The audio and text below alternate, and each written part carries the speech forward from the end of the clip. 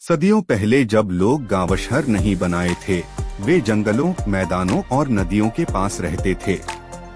उनका खाना दो तरह से मिलता था, शिकार, जानवर पकड़कर, और जुटाना, पेड़ पौधे, फल, जड़ी बूटी, बीज, जंगली सब्जियां, नट और मछली। सुबह सुबह सूरज निकलते ही समूह में तय हो जाता कि कौन शिकार पर जाएगा और कौन जुटाने निकलेगा। छोटे छोटे बच्चों और बुजुर्गों को साथ ले जाया जाता या सुरक्षा के लिए सुरक्षित जगह पर छोड़ दिया जाता। शिकार करने से पहले वे इलाके को ध्यान से देखते और जानवरों के निशान जैसे पैर के निशान, घास के दबे हुए हिस्से, पसीने के निशान या पत्तियों पर ताज़ा कूदने के निशान से पता लगाते थे कि किस तरफ शिकार है।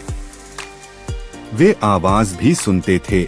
पक्षियों की आवाज अचानक शांत हो जाना या किसी पेड़ पर पत्तियों का हिलना बताता था कि कोई बड़ा जानवर पास है। ऐसे अनुभव माँ बाप और बुजुर्गों से पीढ़ी दर पीढ़ी सिखाए जाते थे। शिकार के लिए वे साधारण लेकिन असरदार औजार बनाते थे। लकड़ी की लंबी लाठी, भाले, पत्तों और हड्डियों से बनी नुकीली नोक, पत्थर से बनाए तीरधार और बाद में आरीधार वाले पत्थर।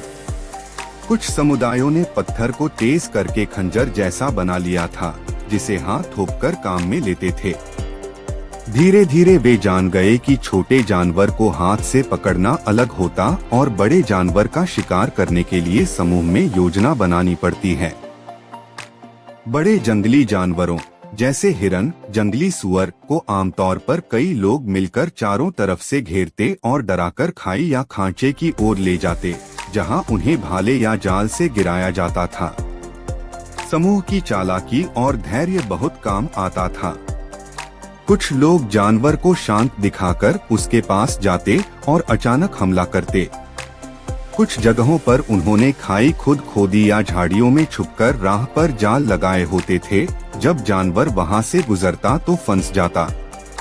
छोटे जानवर और पक्षियों के लिए जंजाल, फंदे और झाड़ियों में बुनी झाड़ियां बनती थीं। पक्षियों को पकड़ने के लिए वे धागे, छोटी जालें और बांस की कड़ियां प्रयोग करते थे। मछली पकड़ने के लिए वे नदियों में जाल डालते, भेस बनाकर या डंडे भाले से मछली मारते। किनारों पर शैल और सीप भी मिलते थे, जिन्हें लोग जमा कर खाते थे। खासकर समुद्र के किनारे रहने वाले समूहों के लिए यह आसान खाना था। आग का बहुत बड़ा महत्व था। आग ने शिकार और खाना दोनों बदल दिए। आग से ठंडे मौसम में गर्म रखा जा सकता था, बचे हुए खाने को रखने में मदद मिली और सबसे जरूरी, कच्चा मांस पकाकर सुरक्षित और स्वादिष्ट बन जाता था। आग का प्रयोग करते हुए वे मांस को सीधे आग पर सेंकते, किसी बड़े पत्थर पर तापते या मिट्टी के पत्थर से बने छोटे भट्ठियों में पकाते थे। आग के पास वे रात में रात जागते थे ताकि जंगली जानवर दूर रहें और खाना सुरक्षित रहे। खाना ढूंढने में मौसम की बड़ी भूमिका थी।